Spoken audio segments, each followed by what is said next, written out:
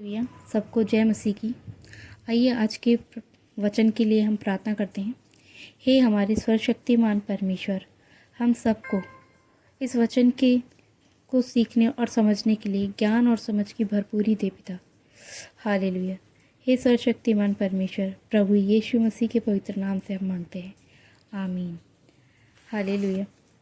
हे भाई और बहनों, आज का वचन है हमारा प्रार्थना। हमें किस रीति से प्रार्थना करनी चाहिए ये बाइबल में हमें बताता है। आप निकाल लीजिए मत्ती 6वां अध्याय उसका 5वां वचन। उसमें परमेश्वर हमसे कहते हैं, जब तू प्रार्थना करे तो कपटियों के समान ना हो। हमें कपटियों के समान नहीं प्रार्थना करनी है। जैसे कपटी लोग दूसरों को दिखाने के लिए प्रार्थना करते हैं, मन में हमारे दूसरों के लिए छल चल रहा हो और हमारे मन में दूसरों के लिए कपट चल रहा हो, पर हम अपने लिए अच्छा सोचकर दूसरों के लिए बुरा सोच रहे हो। ऐसा नहीं, क्योंकि लोगों को दिखाने के लिए आराधनालय में और सड़कों के मोड़ पर खड़े होकर प्रार्थना करना उनको अच्छा लगता है। मैं तुमसे सच कहता हूँ कि वे अपना प्रतिफल पा चुके। जैसे कई लोग सड़क पर खड़े होकर आराधनालय में या कहीं भी खड़े होकर आराधना करने लगते हैं। कहीं दूर मंदिर देखेंगे तो वहीं पे खड़े होकर हाथ जोड़ के प्रार्थना करने लगेंगे। ये मैं अन्य विश्वासियों के लिए बोल रही हूँ। तो हमें उनके समान नहीं बनना है कि अगर वो ऐसे दिखा रहे हैं तो हमें भी वैसे ही दिखाना है। उस तरह की प्रार्थना से हमारा प्रभु प्रसन्न नहीं होता है। हमारा प्रभु हमारे मन की शुद्धता देखता है। बाहर का दिखावा हमारे पिता को बिल्कुल पसंद नहीं। हमारा पिता हमारे मन तक की बात जानता है। इसीलिए परमेश्वर कहते हैं कि जब तू प्रार्थना करे तो कपटियों के समान ना हो, क्योंकि लोगों को दिखाने के लिए आराधनालय में और सड़कों के मोड़ पर खड़े होकर प्रार्थना करना उनको अच्छा लगता है। उन्हें दूसरों को दिखाना अच्छा लगता है। पर प्रभु कहते हैं, मैं तुमसे सच सच कहता हूँ कि वे अपना प्रतिफल पा चुके। वो ऐसा करके कोई प्रतिफल नहीं पा सकते। उन्हें ऐसा करके कुछ हासिल नहीं होता। ना तो उनको मन की शांति मिलती है और मतलब किसी चीज़, वो अपने विश्वास का एक तरह से मजाक उड़ाते हैं। आगे लिखते हैं 6, परंतु जब तू प्रार्थना करे तो अपनी कोठरी में जा और द्वार बंद करके अपने पिता से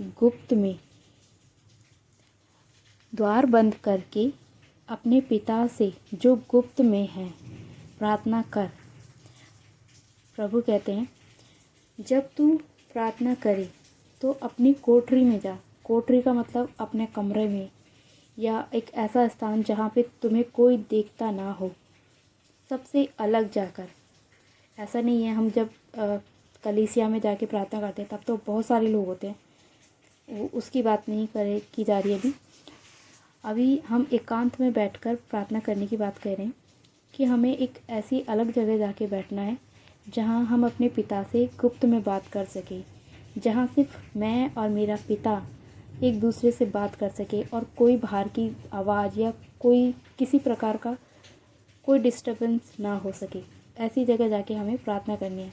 अपने कमरे में जाए और कुंडी लगाएं और तब शांति से बैठे प्रार्थना कर। तब तेरा पिता जो गुप्त में देखता है तुझे प्रतिफल देगा।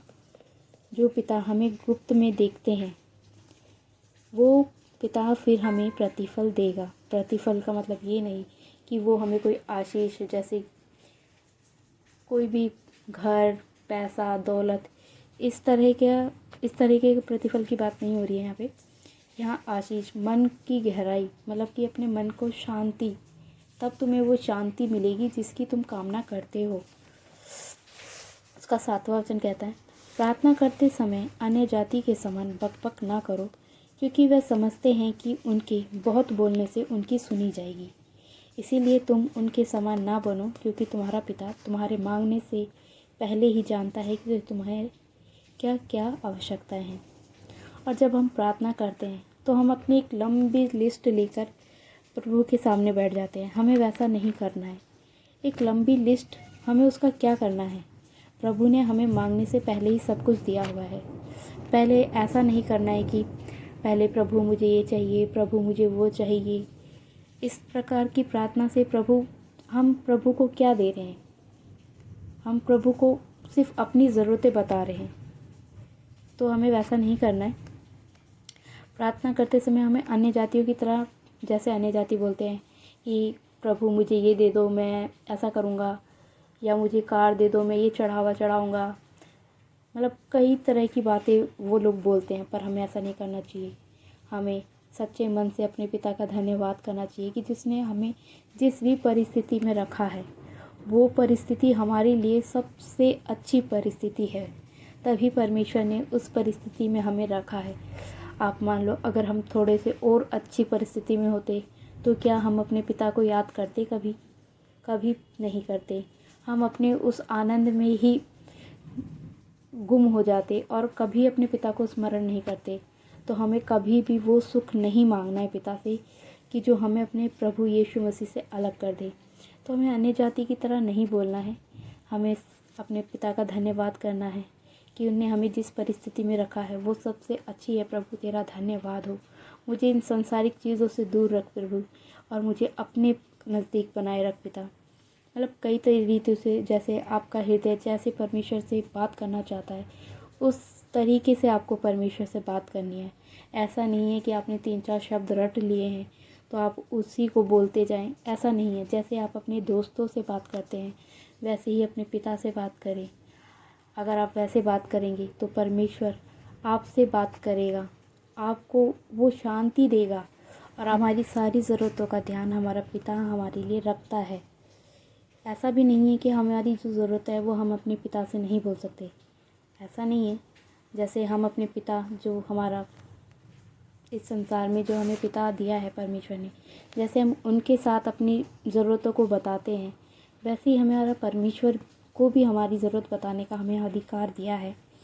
पर हमें उसे सही रीति से परमेश्वर से मांगना चाहिए।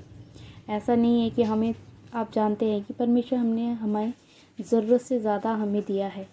ऐसी कोई भी चीज़ नहीं है जो हमारी ज़रूरत की हो और परमेश्वर ने हमें ना दी हो। तो उसी रीति से हम परमेश्वर से अपनी इच्छा बोलते हैं, पर हम, ऐसा नहीं है प्रार्थना शुरू हुई नहीं, एक लंबी लिस्ट प्रभु के सामने बोल दी कि हमें ये चाहिए, वो चाहिए, ये चाहिए। उसी प्रकार हमें सिर्फ ऐसा कहना है कि प्रभु अगर आपकी इच्छा हो तो हमें ये चीज़ दे, क्योंकि हम नहीं जानते कि हमारे लिए क्या अच्छा है और क्या बुरा है, पर वो जो सर्वशक्तिमान पिता है वो जानता है कि हमारे लिए क्या अच्छा और क्या बुरा है। इसीलिए सारी चीज़ें अपने प्रभु के हाथों में सौंप दें। कुछ भी अपने आप से हम नहीं कर सकते, हम में इतना ज्ञान ही नहीं है कि हम अपने लिए कुछ भी अच्छा या बुरा सोच सकें। सब कुछ अपने पिता के हाथ में सौंप दें और उसी की आज्ञा के अनुसार चलें। यही प्रार्थना करने का सही तरीका है। और कई ऐसे पास्टर हैं जो आपको बहुत अच्छे वचनों के साथ सिखाएंगे। तो मेरी ये छोटी सी कोशिश थी आप तक ये छोटा सा वचन पहुंचाने के लिए। अगर आपको ये वचन अच्छा लगा हो तो आप इसे और लोगों के साथ शेयर कर सकते हैं। मैं ये नहीं कहती कि आप इसे लाइक करो, सब्सक्राइब करो, बस इस वचन को और लोगों तक बांटें ताकि अधिक से अधिक लोग परमेश्वर के वचन को सुने और अपना जीवन बदलें। हालेलुया।